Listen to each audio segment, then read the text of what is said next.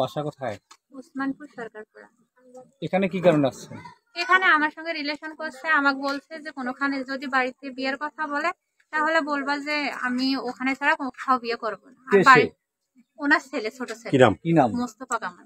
যে ও আমাকে বলছে যে বাড়ি থেকে যদি বিয়ের কথা বলে কোথাও বিয়ের জব দিবা না, বলবা যে আমি ওখানে ছাড়া কোথাও বিয়ে করবো না। এখানে আসছো কখন? আছি আমি 2টা।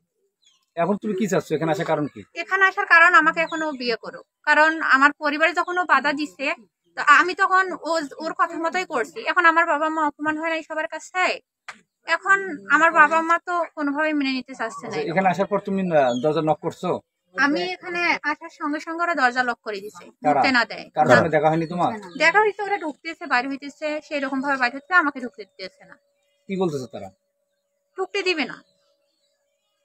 এখন আমার কথা, ছেলের সঙ্গে যোগাযোগ করো নাই? ছেলের ফোন বন্ধ করে রাখছে। মোস্তফা কামাল কোথায় আছে? বাসায় আছে, ও বের হচ্ছে না। বের হচ্ছে না। কি নাম তোমার? মোসাম্মদ নাজমুন নাহার। পিতার নাম? মোহাম্মদ ইরশাদুল হক। বাসা? উসমানপুর সরকারপাড়া। এখন তুমি চাচ্ছটা কি? এখন চাচ্ছি যে ভালো ভালো আমাদের বিয়েটা দেবো। যখন আমাকে ডিসিশন দিচ্ছে যে আমি অন্যখানে বিয়ে করতে, আমাকে নিষেধ করছে। এখন আমাকে বলছিল বাড়িতে যতই ঝড় তুফান যাক তুমি বাড়িতে থাকো। তোমার কাছে কোনো প্রমাণ আছে? আমার কাছে প্রমাণ আছে, কিন্তু আমার ফোনটা বাড়িতে রাখি আছে। মানে ফোন ছাড়া কি প্রমাণ আছে তোমার সঙ্গে? মানে কি মানে ফোনে কি দেখাচ্ছ তুমি? ফোনে আমার সঙ্গে পিক আছে আর কি। কতদিন থেকে সম্পর্ক? সম্পর্ক হচ্ছে 1 বছর 5 মাস। মানে তোমার সঙ্গে কি মানে তার কোনো শারীরিক সম্পর্ক হয়েছে? শারীরিক সম্পর্ক মধ্যে এমনি স্বাভাবিক কিছু একটু হয়েছে। সেটা কোথায়? মাদ্রাসায় বা ক্যাপে। তুমি কোন মাদ্রাসায় পড়ো? উসমানপুর হাজির মাদ্রাসা।